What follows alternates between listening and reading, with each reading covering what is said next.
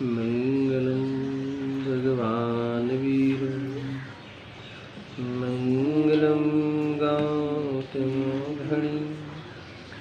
मंगलं कुंदकुंदारी जैन धर्मोस्तु मंगलम् सर्वमंगलमांगल्यं सर्वकल्याणकारकं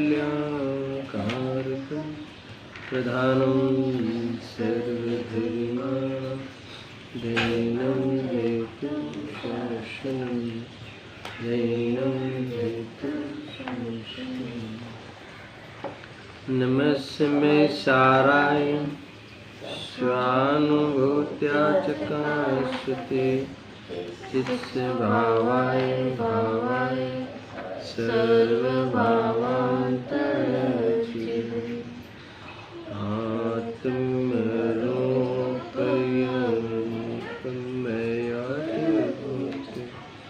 राहि लखे भवसिन्धुतरो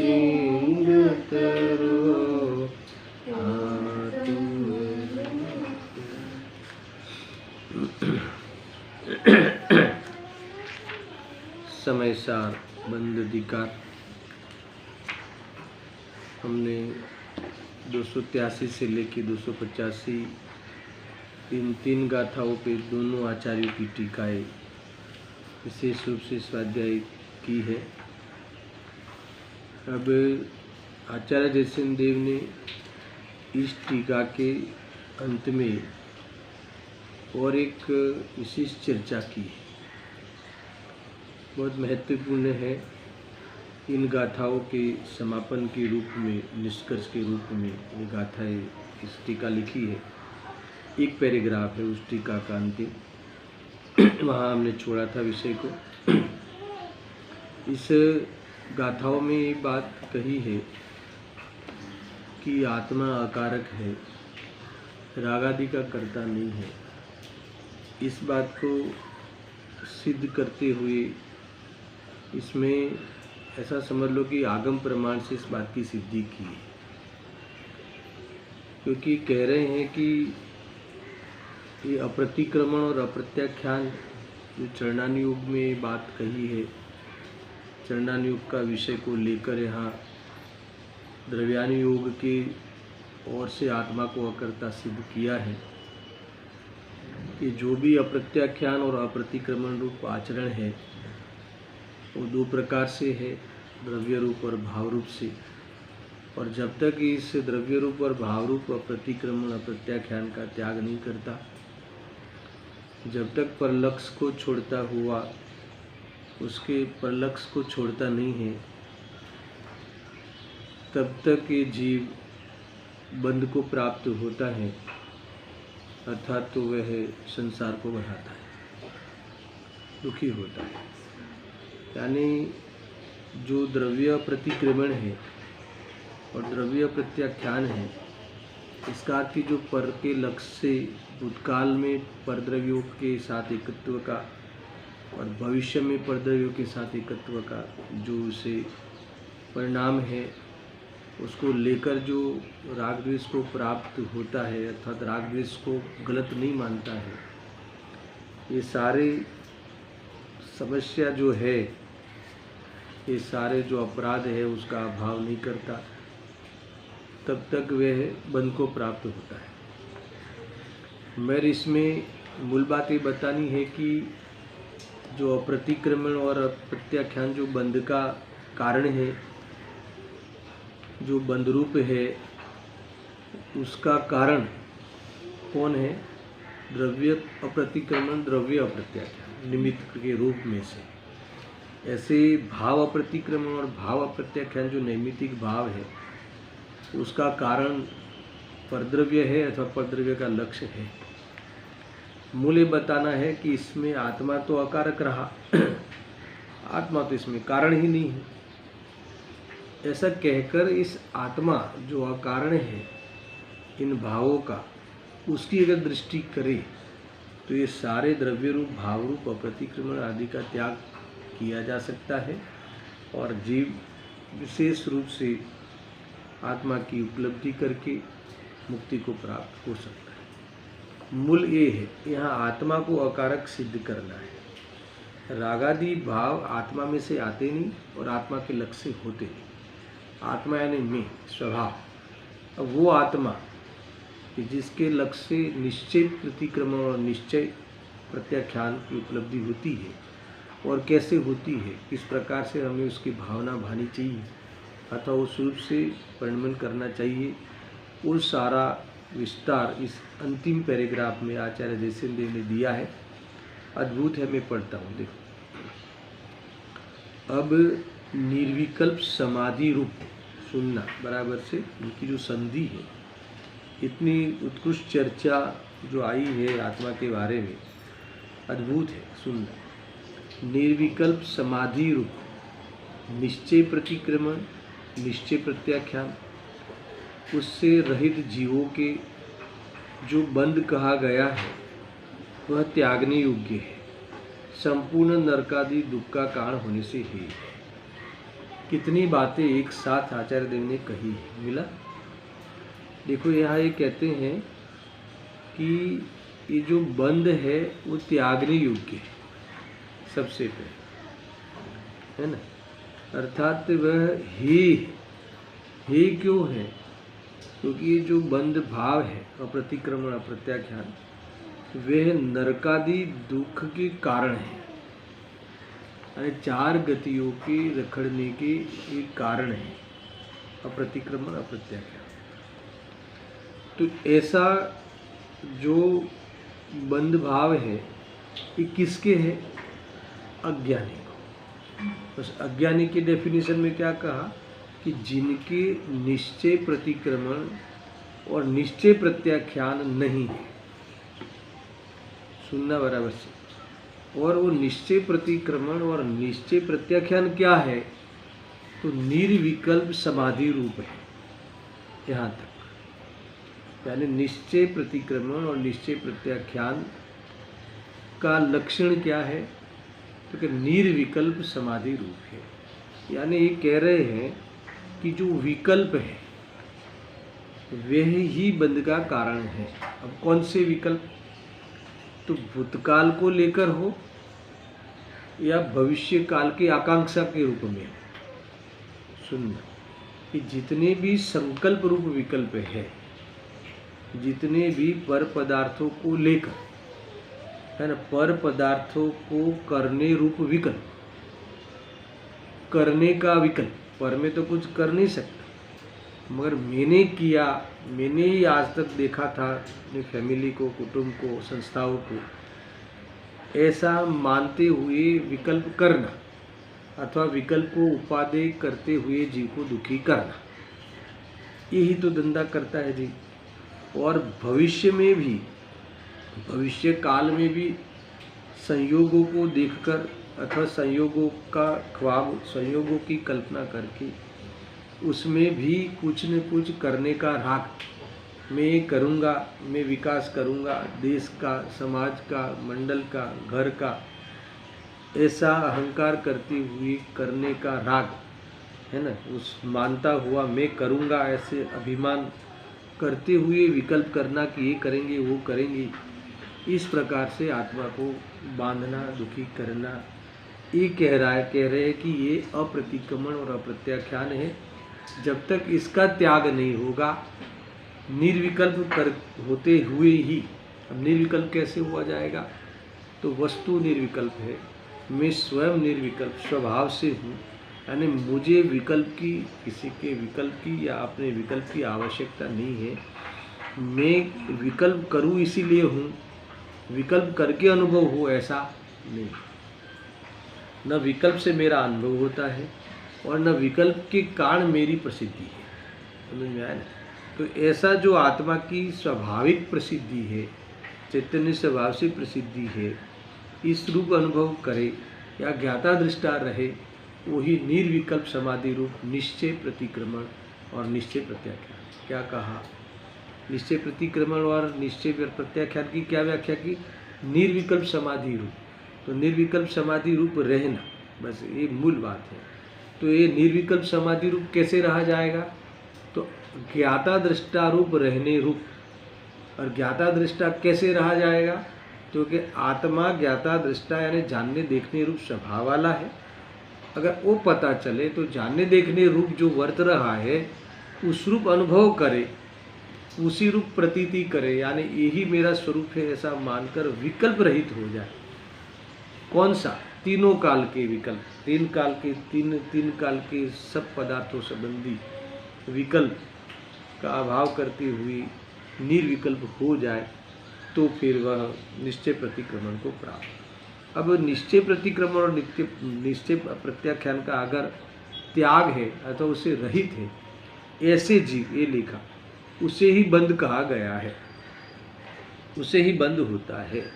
और वह बंद यहाँ कहते हैं कि त्यागने योग्य है। क्यों? क्योंकि संपूर्ण नरकाती दुख का कारण होने से ये ही है।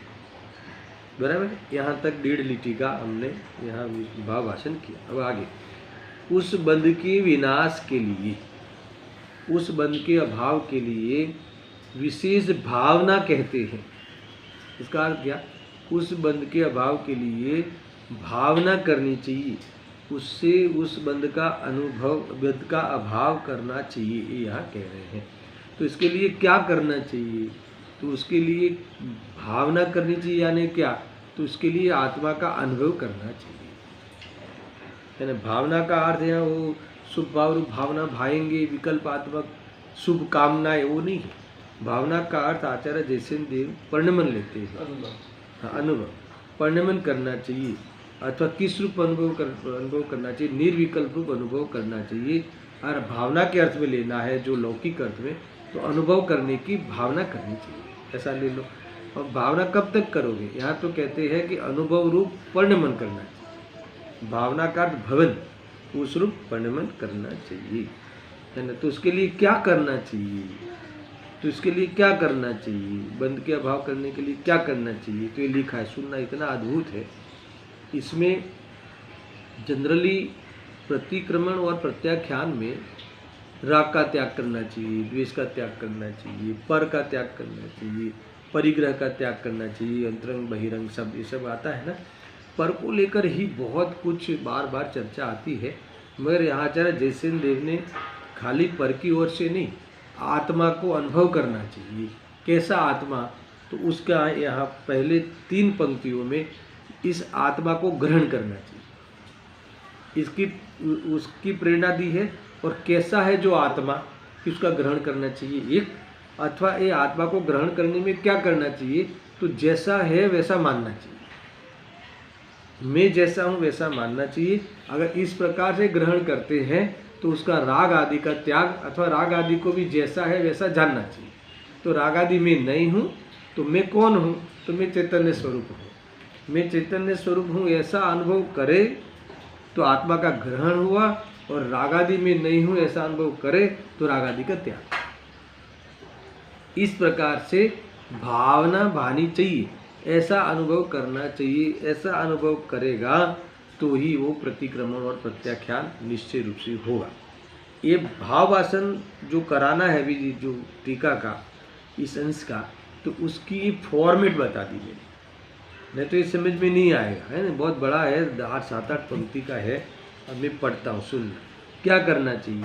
ये बंध के विनाश के लिए क्या भावना बानी चाहिए? कैसा परिणमन करना चाहिए? किस प्रकार से आत्मा को ग्रहण करना चाहिए? किस प्रकार से राग का त्याग करना चाहिए? समझ में आया? अगर एक प्रश्न मैंने रखा, उसके जवाब में ये सब बातें समझ में आ सकती हैं। सुनना, मैं सहज शुद्ध ज्ञानानंद एक स्वभाव हूँ, बराबर, निर्विकल्प हूँ और उदासीन। कौन? मैं।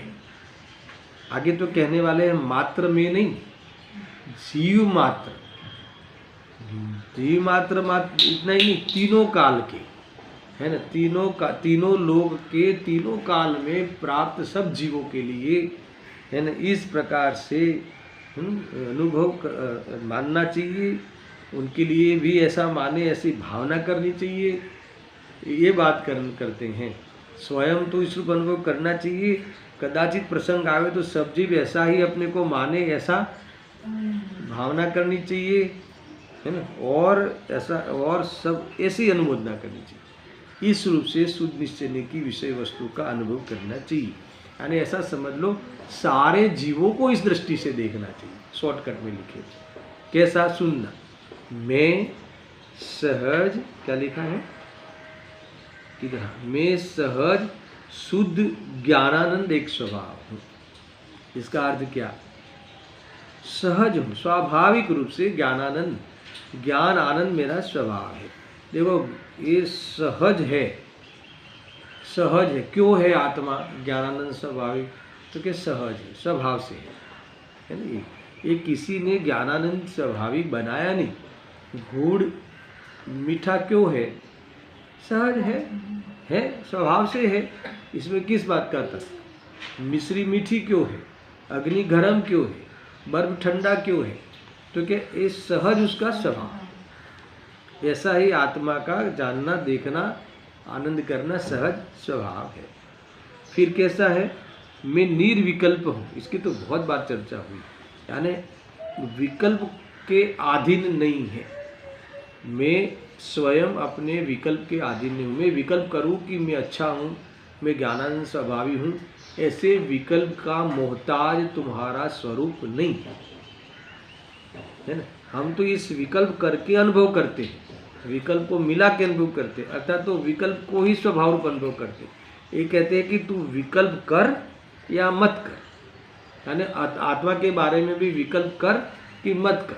जैसे सूरज उगेगा या है ना वो अस्त होगा कि नहीं होगा, 5 बजे अस्त होगा या जब जितने बजे होता हो, 6 बजे अस्त होगा, सुबह में 6 बजे उदय होगा। तुम्हारे विकल्प का मोहताज नहीं, वो उगेगा तो उगेगा, उदय होगा तो होगा ही, और अस्त होने वाला होगा तब होगा। तुम्हारे विकल्प की वो उदय और अस्त अवस्थाएं अथवा वो सूर्य उसका मोहताज नहीं, बराबर है। अच्छा, कितनी बार तुम्हें चिंतन करना पड़ता है, सूर्य का उदय हो उदय हो उदय हो उदय हो ऐसा। अरे तुम मोहताज है ही नहीं, वो है, उदय होगा ही। सारी दुनिया माने कि उदय हो या सारी दुनिया इसके विपरीत खड़ी हो कि नहीं हो, तब भी उदय हो। इसका नाम है सहज। सहज का अर्थ करा रहा हूँ, ये इसका नाम है सहज, इसका नाम है निर्विकल्प। अब आगे क्या कहा, मैं उदासीन हूँ। ये बहुत बड़ा विशेषण है। प्रायः लोग उदासीन को लोक में जो उदास हो जाते हैं निराश के अर्थ में लेते हैं, निराश के अर्थ में नहीं है। उदासीन का अर्थ है कि यह आत्मा में किसी के दासत्व से नहीं, दासत्व से रहित हूँ। मेरा कोई दास नहीं है, मैं किसी का दास नहीं हूँ। इसका नाम है उदासीन। इसका नाम है पर से विरक्ति रूप उदासीन। बहुत बड़ी बात है ना। देखो ये जो वस्तु ऐसी है और ऐसा अनुभव आवे तो मजा आवे, आनंद आवे, है ना। उदास का अर्थ है क्या है कि मैं दासत्व से रहित। तो जनरली प्रायः लोग है ना दूसरे के अधीन, एक स्वाधीनता की बात आई इसमें, दूसरे के मतलब कि मैं आपका दास हूँ, हे प्रभु मैं आपका दास हूँ, हे पिता मैं आपका दास हूँ, हे पत्नी मैं आपका दास हूँ, है ना। यानी दासत्व से दबा हुआ, चेतना को दबा हुआ अनुभव करता है। यहाँ कहते हैं कि तू तेरा कोई दास है ही नहीं, है ना। मेरा कोई दास हो ही नहीं सकता, मैं एक स्वाधीन तत्व हूँ, ऐसा है। किसकी मेहरबानी है तुम्हारे पे बताओ। दुनिया को ऐसा अनुभव करता है मेरे पे तो आपकी बहुत मेहरबानी। एक पत्नी पति को कहती है कि आपकी बहुत मेहरबानी है कि आप मुझे खुश रखते, ऐसा करता है। तो कहते हैं कि ऐसा है ही नहीं। चैतन्य स्वरूप उदासीन है, वो किसी के दासत्व के अधीन नहीं है। इसीलिए ये उदासीन यानी विरक्ति की बात आई कि तू पर से विरक्त हो जा, तू पर तेरा दास नहीं है, तू पर का दास नहीं। अब सुनना, मैं निरंजन निर्शुद्धात्म सम्यक श्रद्धान सम्यक ज्ञान तथा सम्यक अनुष्ठान रूप निश्चय रत्न त्रयात्मक निर्विकल्प समाधि से उत्पन्न वितराग सहजानंद रूप सुखानुभूति मात्र लक्षण से स्वसंवेद्य ज्ञान से संवेद्य गम्य प्राप्त करने योग्य भरित अर्थात परिपूर्ण अवस्था वाला। कितना लंबा कथन है, इसमें तो इतना ही कहना है। अगर इतना आपको विस्तार समझ में नहीं आवे तो कि कैसा हूँ, ये जो मैं ज्ञानानंद, सहज ज्ञानानंद स्वभाव वाला हूँ, निर्विकल्प हूँ, उदासीन हूँ, पुनः मैं कैसा हूँ, अथवा ऐसा आत्मा कैसा है, स्वसंविद्यमान है, गम्य है, प्राप्य है। प्राप्य है यानी तू स्वयं है, गम्य यानी तुम स्वयं अनुभव गम्य है ना। जो नम समय से आ रहे है ना, वो अनुभूति गम्य है, राग गम्य नहीं है। तू स्वयं प्राप्य है, गम्य है, संविद्यमान है, और कैसा है, भरितावस्थ, परिपूर्ण, परिपूर्ण हूँ, ऐसा ख्याल में आए। तो ये ऐसा हूँ। दूसरा कैसा हूँ, आगे आगे उसका आगे चलो सुनना।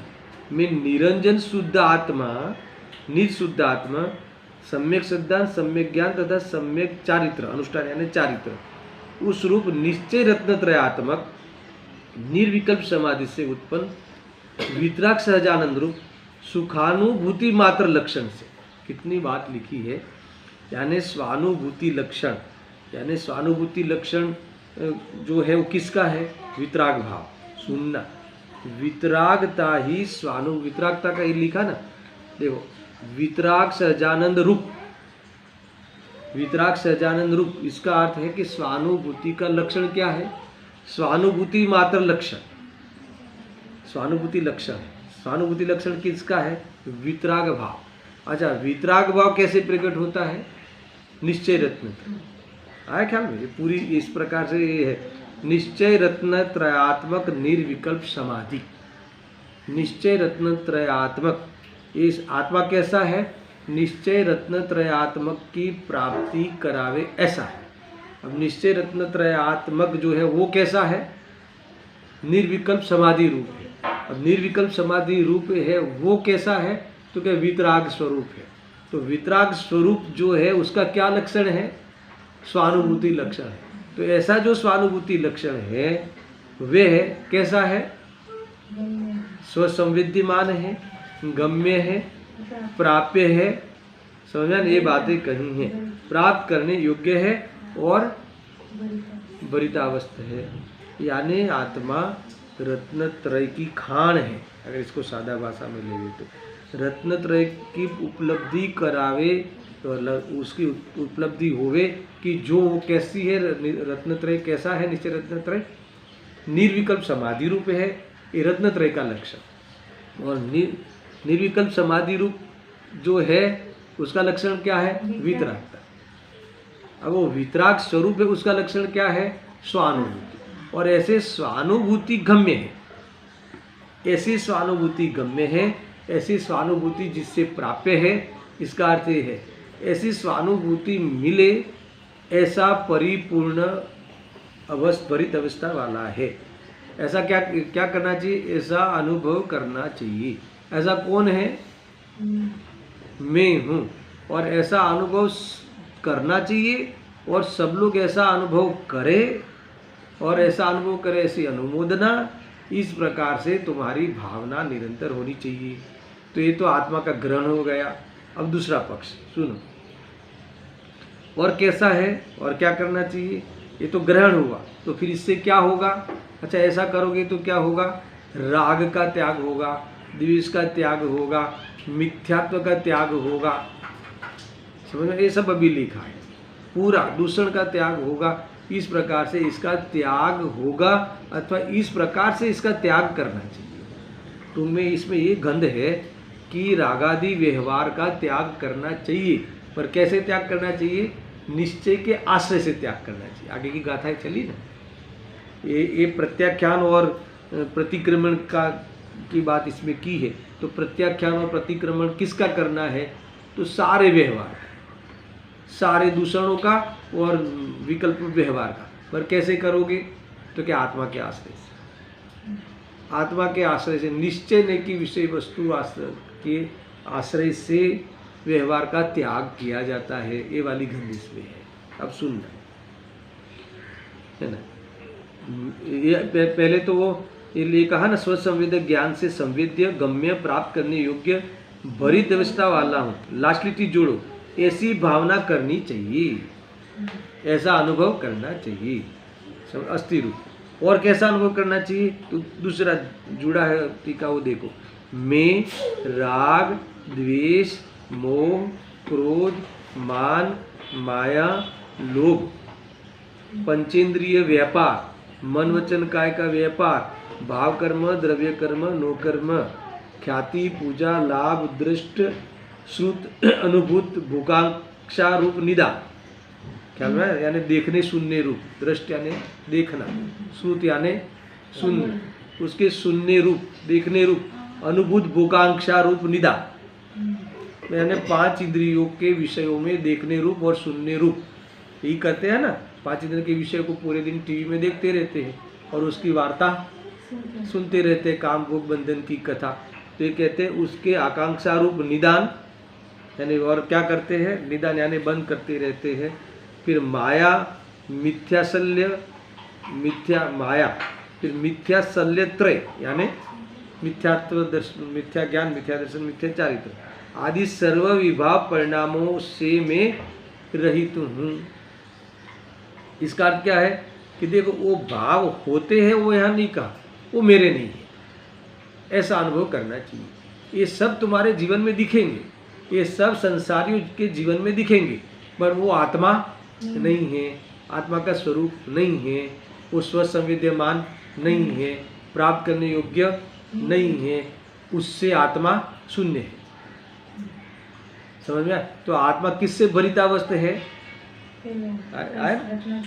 रत्नत्रय का कारण रूप, निश्चय रत्नत्रय जिसमें से आता है ना, ऐसी निर्विकल्प समाधि रूप वितराग स्वरूप, जो जिससे जो स्वसंवेद्य ज्ञान, इसका जो ज्ञान से स्वसंवेद्यमान है, प्राप्य है और इससे ही भरा हुआ है, अवस्था वाला यानी अवस्था यानी पर्याय नहीं, इससे अवस्थित स्थित, ऐसे रत्नत्रय के उपलब्धि करने रूप स्थित ऐसा अपने अनुभव करना चाहिए और राग आदि से रहित अपना अनुभव करना चाहिए। जब तुम मैं चैतन्य स्वरूप हूँ ऐसा अनुभव करोगे तो राग रूप में नहीं हूँ ऐसा अनुभव उसमें आ गया, ग्रहण पूर्वक त्याग हुआ। तो देखो इस प्रकार से वो सब विभाव परिणामों से मैं कैसा हूँ? शून्य हूँ। और स्वभाव से कैसा हूँ? भरितावस्था। अब शॉर्ट करते जाओ। स्वभाव से भरा हुआ हूँ। जब तुम ज्ञान से भरे हुए हो तो फिर तुम्हारे में राग कैसे होगा? विज्ञान घन हो तो तुम्हारे में विभाव कैसे होगा? चैतन्य स्वरूप हो तो तुम देह रूप कैसे होगे? समझ में आया ना? तीनों बातें आ गई।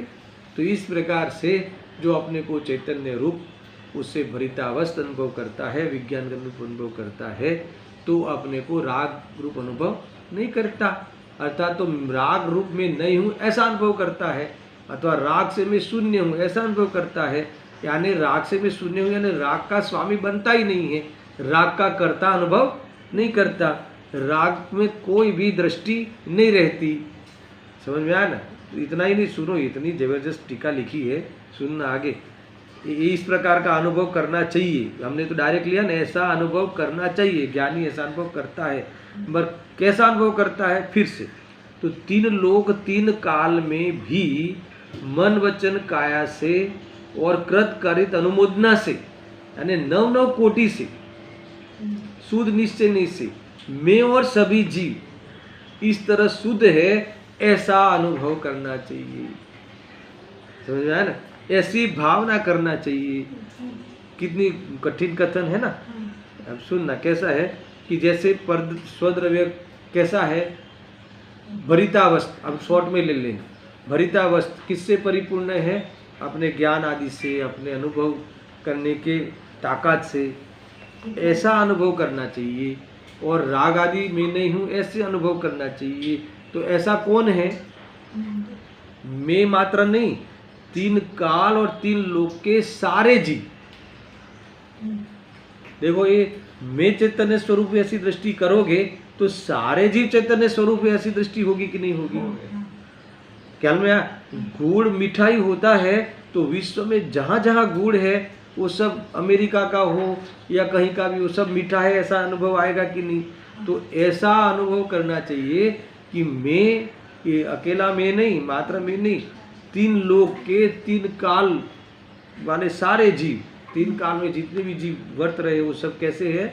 इस प्रकार से ज्ञान से भरितावस्थ और राग से खाली शून्य है, ऐसा अनुभव करना चाहिए, ऐसी भावना भानी चाहिए। फिर और 9 कोटि जोड़ी, इतना नहीं, ऐसा अनुभव अपने लिए तो करना चाहिए, फिर सब लोग ऐसा ही अनुभव करें, है ना, ऐसा अनुभव करे, ऐसा मन से, वचन से, काया से, पूरे मतलब 9 कोटि से ऐसा ही मानना चाहिए मन में भी, है ना। ऐसा वचन का प्रसंग आवे तो वचन में भी ऐसा ही कहना चाहिए, और काया से, चेष्टा से, अगर चेष्टा से कोई प्रेरणा देनी हो तो तुम्हें ऐसी देनी चाहिए कि एकमात्र जो अंतर्मुख मुद्रा जो भगवंतों की है अथवा जो निर्विकल्प दशा है उसी को ही प्राप्त करना चाहिए। यानी तुम्हें ये कहना है कि देखो, पहले तो अपने को अनुभव करना चाहिए और दूसरे के लिए भी ऐसी भावना बांधनी चाहिए कि वो ऐसा ही करे, है ना। फिर करना, कराना, अगर कराने का प्रसंग आवे तो यही करने के लिए कहना, बराबर।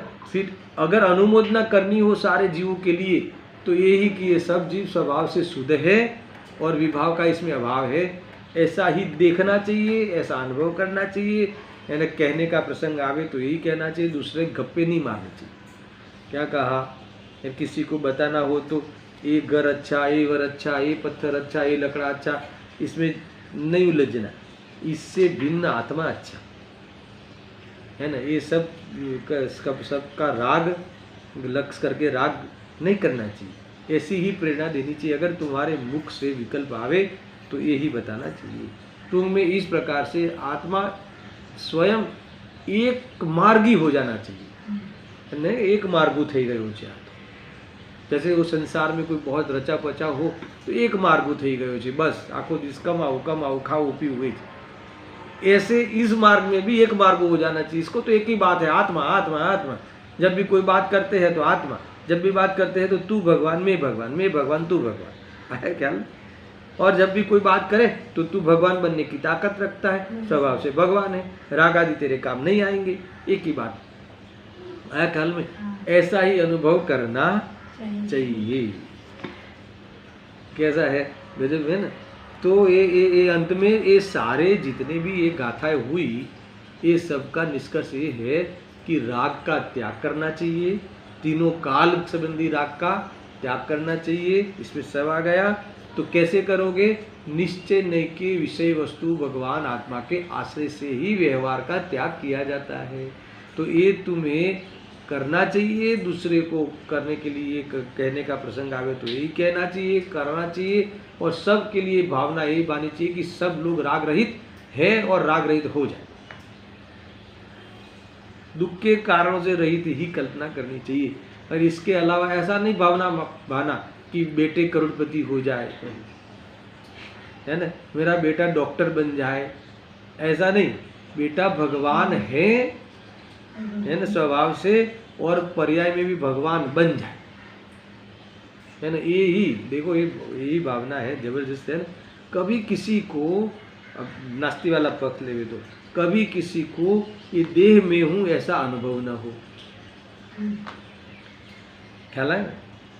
जड़ से चेतन उपजे, चेतन से जड़ थाय, एवो अनुभव कोई ने क्यारे कदी न थाय। जड़ थी चेतन उपजे, चेतन थी जड़ थाय, ऐसा अनुभव कभी किसी को सपने में भी न हो, ये भावना इसमें है। क्यों? क्योंकि मैं ऐसा अनुभव करता हूँ कि जड़ थी कभी चेतन उत्पन्न होता ही नहीं, और चेतन से कभी जड़ होता ही नहीं, है ना। ऐसा है, ऐसा मैं भी अनुभव करता हूँ, अनंत ज्ञानी अनुभव करते हैं, और वस्तु का स्वरूप ऐसा है।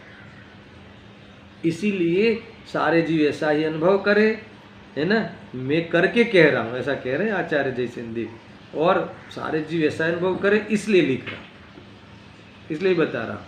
और सबको मेरी अनुमोदना है कि ऐसा अनुभव करे कि जड़ती चेतन भिन्न है।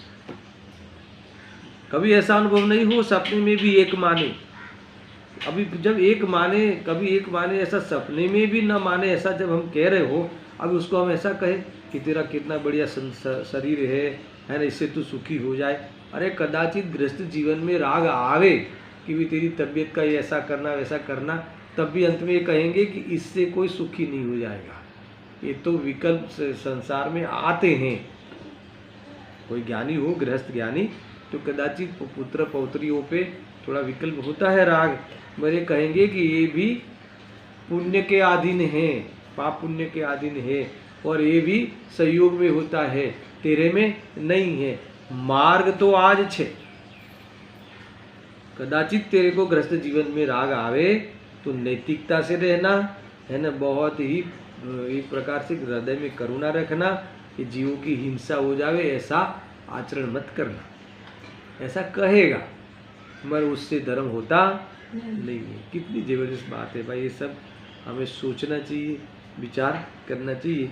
इस प्रकार से ये 3 गाथाओं पे दोनों आचार्यों की, समर्थ आचार्यों की, भारतवर्ष के, इनकी टीकाएं हमने विस्तार से पढ़ी है। अब 2 गाथाएं अंत में बाकी है, बंद अधिकार की और 2 कलश अंतिम चरण है इसमें। एक प्रकार से हम बंद अधिकार के अंतिम चरण में चल रहे हैं, मगर इससे पहले ये जो 3 गाथाएं हमने पढ़ी है, इसके बारे में गुरुदेव श्री क्या कहते हैं ये थोड़ा पढ़ते हैं, तो ही न्याय मिलेगा, है ना। अभी अंतिम चरण में तो चल ही रहे हैं, बंद अधिकार का समाप्ति की ओर है हम, तो ये 3 गाथाओं में इतना खुलासा किया है गुरुदेव श्री ने, है ना, क्योंकि ये आत्मा रागादि का अकर्ता है, ये बात कहने के लिए एक नवी शैली यानी एक नया कंसेप्ट हमारे सामने आचार्य ने रखा कि भाई ये अप्रतिक्रमण और अप्रत्याख्यान 2 प्रकार के हैं, है ना, द्रव्य रूप और भाव रूप, इसीलिए आत्मा आकार। ये जो पहली बनी हुई थी हमारे लिए, एक कैसे इसमें अकारक की बात कैसे आई, तो इसकी चर्चा विस्तार से हुई है।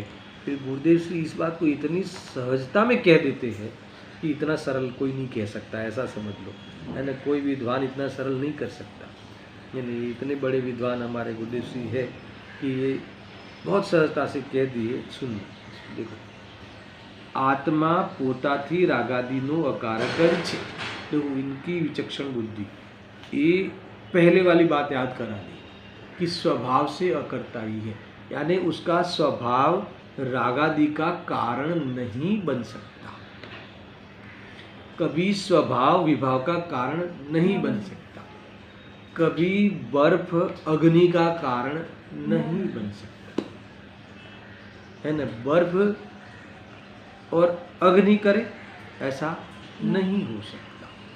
बर्फ ठंडक का कारण हो सकता है क्या, ठंडक का कारण हो ही रहा है। आत्मा, है ना, राग का कारण हो ही नहीं सकता, ज्ञान का कारण हो सकता है। अरे हो सकता है क्या, ज्ञान कर ही रहा है। आया ख्याल में? उस बात को थोड़ा लेना, मैं जहाँ से कह रहा हूँ, गुरुदेव जी ने बात कहाँ से उठाई कि स्वभाव से तो आत्मा पोता थी, स्वयं से तो राग को कर ही नहीं सकता। पर्णमन स्वभाव होने पर भी, पर्णमन स्वभाव वाला होने पर भी रागादि का कर्ता नहीं है, फिर भी वह आत्मा पर का लक्ष्य करके स्वभाव को भूलकर रागादि रूप परिणमित होता है। तो बताओ कि ये रागादि रूप परिणमन होने का कारण स्वभाव हुआ कि परिणमन स्वभाव हुआ? तो क्या दोनों नहीं हुआ? न स्वभाव ज्ञान स्वभाव नहीं उसका कारण हुआ, न परिणमन स्वभाव है इसलिए रागादि रूप नहीं हुआ, क्योंकि परिणमन स्वभाव में तो ज्ञान रूप परिणमता है, पर इसको भूल कर पर का लक्ष्य करता है। समझ में आया ना? तो ये वास्तव में द्रव्य कर्म, और फिर रागादि भाव रूप परिणमता है हुआ भाव कर्म। अब ये भूतकाल का हो तो अप्रतिक्रमण, भविष्य का आधार लेके हो तो अप्रत्याख्यान, और वर्तमान हो तो अनालोचना। इसमें द्रव्य रूप और भाव रूप घटाना, इसमें घटाया है सब। आया ख्याल में? कोई बात नहीं, देखो गैप भी आई ना 2 दिन की, तो अब विषय को भूल नहीं जाओ, इसीलिए कंटिन्यूटी में देखो, भूलने जैसा है नहीं। इन अभ्यास रूप वेद ज्ञान का विषय बना देना, ये तो तुम अभ्यास में ले आना। ये रागादि दुख रूप है और ये पर के सामने देख कर मैंने अन्याय किया, ऐसा अभ्यास में ले लेना। और स्वभाव में तो है ही नहीं, स्वभाव में नहीं, यानी मेरी चीज़ तो है ही नहीं, मेरे काम की है ही नहीं, मेरे कार्यकारी है ही नहीं, मेरे सुख का कारण बनती नहीं, इसका नाम स्वभाव नहीं है और स्वभाव में नहीं है। ये स्वभाव नहीं है तो फिर स्वभाव में क्या है? स्वभाव में तो ये सब जानकारी हुई, इसमें जानना हुआ। अरे इतना जबरदस्त है कि वो राग स्वयं नहीं जानता कि ये दुख रूप हूँ, मगर ज्ञान जानता है कि दुख रूप हूँ। समझ में? ऊपर से राग हावी हो जाए तो ये ज्ञान रूप है, वो समझने के लिए जीव तैयार नहीं होता। समझ में आया ना? ऐसा है राग। उस राग को गले थोड़ी कोई लगाएगा, तो उसका आत्मा अकारक है। मूल बात ये है, यहीं से मैं बात को देखता हूँ। देखो, आत्मा पोताथी रागादीनो अकारक જ છે, કારણ કે જો એમ ન હોય તો अब इस गाथा को जोड़ो, है ना। अगर रागादि अकर्ता नहीं हो तो अप्रतिक्रमण ने अप्रत्याख्यानना द्विविधपणाનો उपदेश बनी सके नहीं। अब ये वापस वो पहली रही ना कि इसमें अप्रतिक्रमण और अप्रत्याख्यान का जो उपदेश दिया है, वर्णन दिया है, दो रूप से, दो प्रकार के है, तो उसमें आत्मा आकारक कैसे? अब सुनना इसका खुलासा। जरी जीणो अधिकार છે માટે ध्यान देने સાંભળો। પ્રભુ કહે છે કે શુદ્ધ ચિદાનંદ રસ કંદ પ્રભુ આત્મા પોતે પોતાના સ્વભાવથી રાગાદि વિકારપણે થતો નથી, અને स्वभाव के कारण तो नहीं होता। ये लेना इसका सीधा, स्वभाव के कारण तो नहीं होता।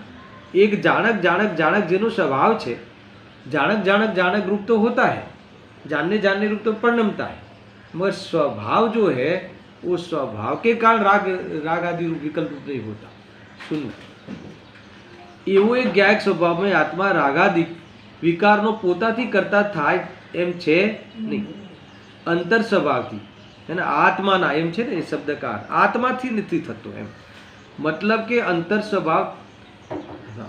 अंतर स्वभावથી आत्मा रागादिનો अकारक જ છે, बराबर है। सुनना अभी इस बात को, वो जो दो प्रकार का है इसीलिए अकारक है ना, ये अप्रतिक्रमण और अप्रत्याख्यान, वो क्यों आगे आने वाली है। पहले एक फॉर्म्युलागत इनकी रूपना देख रहे। आत्मानो स्वभाव तो एकलो ज्ञान ने आनंद रूप છે, તે રાગને કેમ કરે? બરાબર। દયા દાન વ્રતાદિ વ્યવહારના વિકલ્પ હોય છે ને, ભગવાન આત્મા એનો સ્વભાવથી કરતા નથી, અકારક જ છે। स्टेटमेंट है, स्वभाव उसका करता नहीं, स्वभाव कारण नहीं, स्वभाव करण नहीं है, स्वभाव अधिकरण नहीं, स्वभाव संप्रदान नहीं है। स्वभाव में आया ना, 6 कारक के जो स्वभाव के है ना त्रिकाल, इसमें रागादि का कोई कारण कर्ता कर्म करण नहीं मिलता।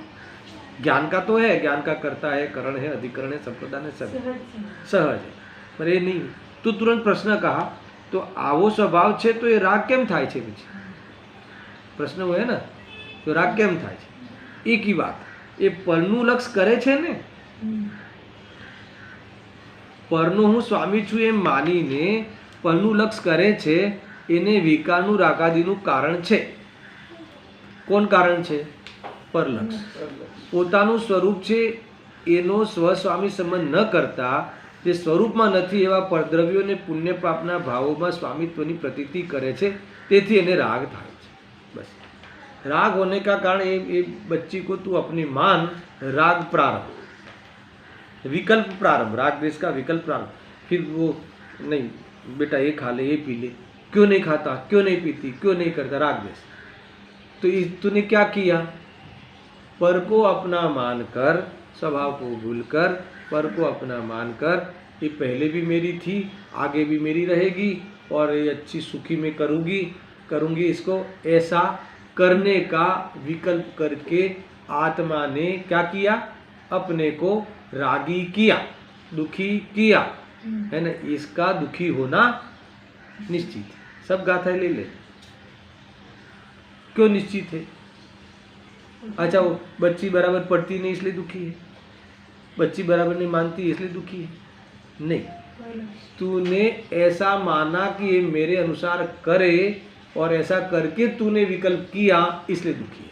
इसमें पर द्रव्य तो कोई आया ही नहीं और स्वभाव आया ही नहीं, ऊपर से स्वभाव को तो तूने भूला है। ख्याल में आया ना? स्वभाव तो कैसा था, जानने देखने का। तुम जो तुम्हारी आइडेंटिटी है, तुम्हारी जो पहचान है वो तो ज्ञान की है, ज्ञान स्वरूप है। और ये पहचान भूला जब, तो बस ये मेरा, मैं इसका करूं, मैं इसको है ना संभालूं, बात खत्म। ये क्या है देखो, है ना? તેથી રાગ થાય છે ને બંધન થાય છે, એમાં પરદ્રવ્ય નિમિત્ત કારણ છે। નિમિત્ત કારણ છે એટલે એમ નહીં કે પરદ્રવ્ય એને નિમિત્ત કારણ થઈને રાગ કરાવે છે, પણ પોતે પરદ્રવ્યના લક્ષ્ય પરિણમે છે, તેથી રાગ થાય છે, એમ अर्थ છે। बराबर। अभी जो मूल है ना, उसका एक भाव इसी पैराग्राफ में है। ये पैराग्राफ पढ़ के मैं समाप्त करता हूँ। कौन सा? कि ये रागादि का आत्मा अकारक है। क्यों? क्योंकि भगवान ने उपदेश में ऐसा वर्णन किया है कि अप्रतिक्रमण और अप्रत्याख्यान दो दो प्रकार के, तो वो बात अकारक को कैसे लागू होती है, यहाँ तक तो आगे की सारी गाथाओं की फॉर्मूला बता दी। अब उसी फॉर्मूला में ही ये बात चल रही है, वो गुरुदेव का कहना है, सुनना। અહીં કહે છે કે આત્મા સ્વભાવથી રાગાદિનો અકારક જ છે।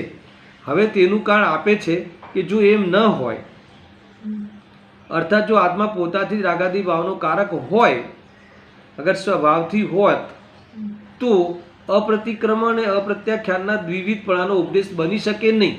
क्या उपदेश दिया है गुरुदेव जी ने? इसको और सरल किया कि अप्रतिक्रमण और अप्रत्याख्यान दो प्रकार का है, वो उपदेश दिया, इतना नहीं कहा। इन्होंने ये कहा कि ये उपदेश देकर क्या कहा है कि आत्मा स्वभावથી जो શુભાશુભ ભાવનો કરતા હોય, तो भगवाने द्रव्य भावનું प्रतिक्रमण कर, कैसा चेंज किया? द्रव्य भावનું यानी द्रव्य प्रतिक्रमण और भाव प्रतिक्रमण कर, अथवा तो द्रव्य अप्रतिक्रमण और द्रव्य और भाव अप्रतिक्रमण का प्रतिक्रमण कर, त्याग कर, है ना? द्रव्य भावનું प्रत्याख्यान कर, एम जे बे प्रकारे उपदेश कर्यो छे ते बनी शके नहीं। क्योंकि ये क्या है कि तूने द्रव्य प्रतिक्रमण और भाव अप्रतिक्रमण ये दो बता के क्या कहा था? जब तक इसका त्याग नहीं करेगा तब तक बंद होगा। तो इसका त्याग करने के लिए कहा, तो फिर वह रागादि भाव आत्मा का कैसे हुआ जब उसका तो त्याग करने के लिए कह रहे हैं? इसलिए आत्मा उसका अकारक है। इसका अर्थ है कि उसका है नहीं, है ना? वो उसका है नहीं और उसका कारण है नहीं। उसका कारण क्यों नहीं है? क्योंकि उसका कारण द्रव्य प्रतिक्रमण, भाव प्रतिक्रमण और भाव प्रत्याख्यान का कारण कौन? द्रव्य प्रतिक्रमण। और उसका त्याग करने के लिए कहा, उसका तो प्रतिक्रमण करने के लिए कहा। इसीलिए उसका कारण कौन है? पर लक्ष्य है एक। दूसरा, इसका जब ये रागादि भाव का त्याग करने के लिए कहते हैं, इसका अर्थ है कि स्वभाव नहीं है, तो ये न करने लायक है कि न आत्मा के कारण है। वो ये आत्मा को भूलने के कारण है, ये कह रहे हैं। द्रव्य એટલે સંયોગી ચીજ ને ભાવ એટલે શુભાશુભ વિકાર, એમ બેથી પાછા ફરવાનો ને બેના પચખાણનો, है ना? પાછા ફરવાનો यानी प्रतिक्रमण કરવાનો અને પચખાણ કરવાનો यानी પ્રત્યાખ્યાન કરવાનો, જે ભગવાનનો ઉપદેશ છે તે બની શકે નહીં। કેમ કે આત્મા સ્વભાવથી જો રાગાદિનો કારક હોય, તો તે રાગાદિથી કેવી રીતે પાછો ફરે, એનું પચખાણ કેવી રીતે કરે? ખ્યાલ આવ્યો કે नहीं? सरल है ना? क्योंकि देखो, ये अगर प्रत्याख्यान करने के लिए कहा, अगर जो स्वभाव होता तो पीछे उसे वापस लौटता कैसे, उसका त्याग करता कैसे? इसलिए वो स्वभाव है नहीं, स्वभाव कारण है नहीं। अगर जो रागादि का कारण स्वभाव होता तो इसका त्याग नहीं हो सकता, ये कहना है। इससे पीछे लौटने के लिए कहते ही क्यों? अगर जो ये तेरी ही चीज होती, अगर तेरे से ही होती और तेरे ही में से ही आती और तेरी ही चीज होती, तो इससे फिर त्याग करने के लिए क्यों कहते? त्याग करने के लिए कहा है, इसका अर्थ है कि तेरी चीज नहीं है और तेरे में से नहीं आई है। और क्यों नहीं आई है? क्योंकि इसका त्याग करने के लिए तू पर का लक्ष्य करता है, उसका त्याग करने के लिए कहा। इसीलिए आत्मा का लक्ष्य करने के लिए कहा, आत्मा का लक्ष्य छोड़ने के लिए नहीं कहा। समझ में आया ना? पर का लक्ष्य छोड़ने के लिए कहा। इस प्रकार से ये अप्रतिक्रमण और अप्रत्याख्यान दो दो प्रकार का कहा, तो इसका अर्थ कि वो त्याग करने के लिए कहा है। अंत में इसका अर्थ है कि वो आत्मा उसका अकारक है, आत्मा की चीज़ नहीं है, इसीलिए त्याग करने के लिए कहा। जब जो आत्मा की चीज़ नहीं है तो आत्मा में से कैसे आएगी? इस प्रकार से ये आधार देखिए गुरुदेव जी ने कहा है। और भी बहुत कुछ पैराग्राफ है, वैराग्य की बात भी आई है। तो एक आध प्रवचन इस पे और हम लेंगे, चर्चा विशेष करेंगे। इसके बाद जो अंतिम 2 गाथाएं हैं इस पे विचार करें। सहजानंदी शुद्ध स्वरूपी अविनाशी आत्मस्वरूप, सहजानंदी शुद्ध स्वरूपी अविनाशी आत्मस्वरूप।